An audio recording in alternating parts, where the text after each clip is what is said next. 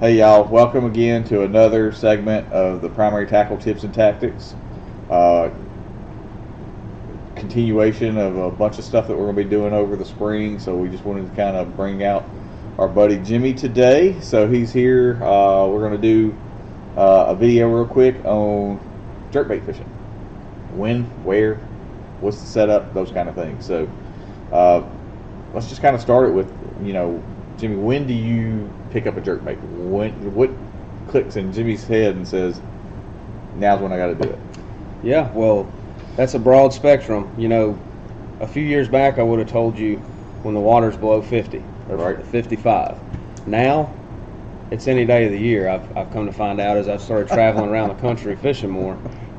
But for this area, this time of year, a jerkbait shines. The water temperature, low to mid 40s, all the way up to especially that 50-degree mark. That's when a jerkbait around here is really prime.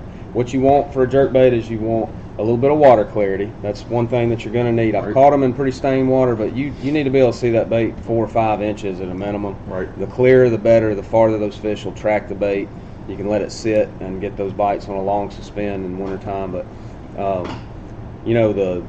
the really what I'm going to start with in a jerkbait is, of course, we've got a couple of baits here that I really like. One's the Rapala, the X-Rap. This is, I don't want to say wrong, but I think the 8, and then there's the bigger model than this one I really like throwing. It mimics a big bait fish. Here's a Lucky Strike, a neat little bait with a lot of rattle to it. This one actually is going to rise above a dead suspend, so that's really good for fishing around grass and stuff like that. And then another one that you can really get some erratic action out of is that KVD from Strike King. They come in a lot of good colors. I really like to put a feathered treble on them if I'm letting it sit for a long time. Yeah. If I'm really working it and trying to get those reaction strikes, then I feel like I get a little more left to right, side to side erratic action out of a bait without a feather on it. The setup that I'm going to use normally is I really like a rod that's shorter than 7 foot, because with me being right at 6 foot tall, popping that rod tip down, I slap the boat a lot if I and even slap the water a lot if I get over up to 7 foot. So I like a 6'9" medium action. Now the line, a lot of people think I need to throw a jerkbait on 8 or 10 pound tests like it's just super finessey. Not the case. If you look back to my tournament last year at the Harris Chain, I was throwing a megabass jerkbait, a big half-ounce jerkbait on 16-pound test. The reason I did that was because I didn't want that bait to dive so far. I wanted to have it up in the water column to just basically skim over the top of the eelgrass and the hydrilla. So, but for really cold water conditions, if I'm twitch, pause, letting it sit, maybe counting to 5, then I'm going to definitely throw it on 10. I've even gone down to 8. The lighter, the better. You get more bites, but you hang a 6-pound smallmouth with all those hooks, and he's hung outside the face, and he's rolling, then 8-pound test line's tough to deal with. So 10's a really good medium there. Right.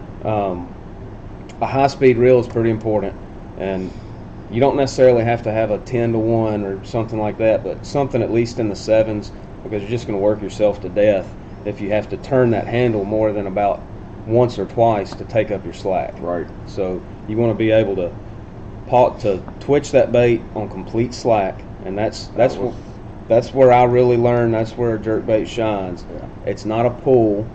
Now I have done that in really cold water, just basically making that bait roll. Right. That Rapala Right. is really good on just making it roll and stop. But when you're trying to get that bait to dart, pop the slack out of your rod.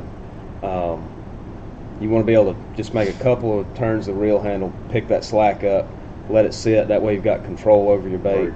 A lot of times you just go to pop it again and it's heavy. Yeah. You set the hook. So, I a lot of times I'll line watch just like I'm worm fishing or something, because all you'll see is a boop, yeah, just a little tick. just a little tick. Mhm. It's like, oh, there's one. And you just reel into it, and and that's another thing is fishing with that lighter 10 or 12-pound line. No real hook set. Lean into it and keep reeling, and Yep.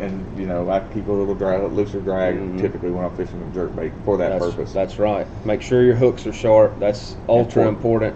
Some people will go with a wide gap style hook on the back. I'm a fan of that if the fish comes from the back and nips at it.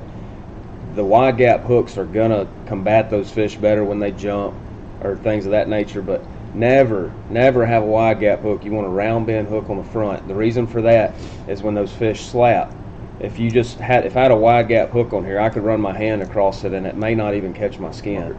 That round bend hook on the outside of the mouth is always gonna stick those fish, so that's a big deal there for me.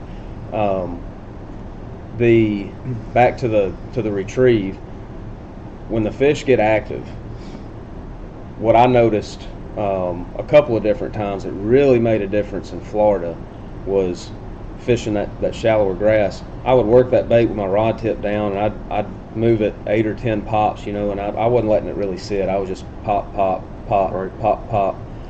And when I would want to try to lift that bait to maybe get it out of the grass a little bit, or just raise my line and raise my bait up in the water column a little bit, I would give it a couple pops with my rod up. Right. And I bet I came to realize about 70 or 80% of my bigger bites were coming when I would pop it up. Well, what you have is a bait. It's a sight bait. Right. Fish see that flash. They feel it, but they see that flash, that erratic action. They're bad about following it.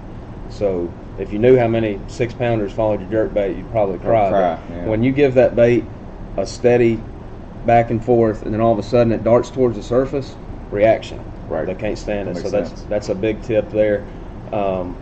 Where to throw it, this time of year, I think of Pickwick, I think of bluff points, pea gravel, current breaks, stuff like that. Maybe a bar with some old submergent grass on it. Even around wood brush piles, it's really great. And you can throw it. You can throw, this Strike King that on 12-pound line you're getting it. Let's say 4 foot deep on a really long cast. You can throw that bait in 15 foot of water and catch fish that are relating fairly close to the bottom. So don't be scared to throw that jerk bait in water deeper than what you generally would think of if you're throwing a crankbait or a trap or a spinner bait or something of that nature. Grass, it really shines in grass. People look at that bait with all those hooks and think, why would I throw that around grass? If you've got the right setup and you've got the right line, the right rod, the right bait, and you know your grass and you get familiar with where that bait is in the water column at what range of your cast. If I make a really long cast and I work it with my rod tip down, then I'm going to get it 4 foot deep. And then you get to where you feel that bait on the retrieve and you can feel how deep it's getting. And then you lift it, maybe start working it with your rod tip up a little bit and then work it back down. Once you get that feel for it, you can keep that bait, in a zone right above that grass. And it's a bait that I feel if you get around pressured fish, grass fish, and it's one of those deals where you just hunker down and you let a Cinco sit for 10 seconds at a time and you get a bite every now and then, or you're having to throw a little finesse swim bait or trying to do something different stand out from the crowd, the jerk bait will get you bites. I caught them at Erie on some deeper grass, and that was 100% the best bait. There was a lot of boats around. I could go behind somebody that was throwing a chatterbait and catch 2 to their 1 on that jerk bait. So that's the hooks. You can upsize hooks. Be careful, especially if you get into some of those really technical jerk baits like a mega bass, for example. You go to changing hooks and it'll really change the action of that bait. That bait's designed to have a perfectly suspended pause to it, and you get to changing hooks and it'll change the way it noses up or down, which sometimes is a good thing, but you be careful upsizing hooks. Make sure your hooks are sharp. In the wintertime, put you a feather on the back. If you're really trying to get after some schooling fish or reaction bites, take that feather off. Have the right rod and reel set up, and you'll catch fish on a jerkbait. Perfect. All right. Hope you guys enjoyed that. Jimmy is our Major League Fishing Pro Circuit Pro. There we go. For the Mid-South. I'm still trying to get used to all these new circuit names and stuff, but thank you, Jimmy, for coming out today. And, also one of the founders of Black Bass Tackle, great friend of the store, and we really appreciate everything Jimmy does. Thank you. Thanks for having me, David.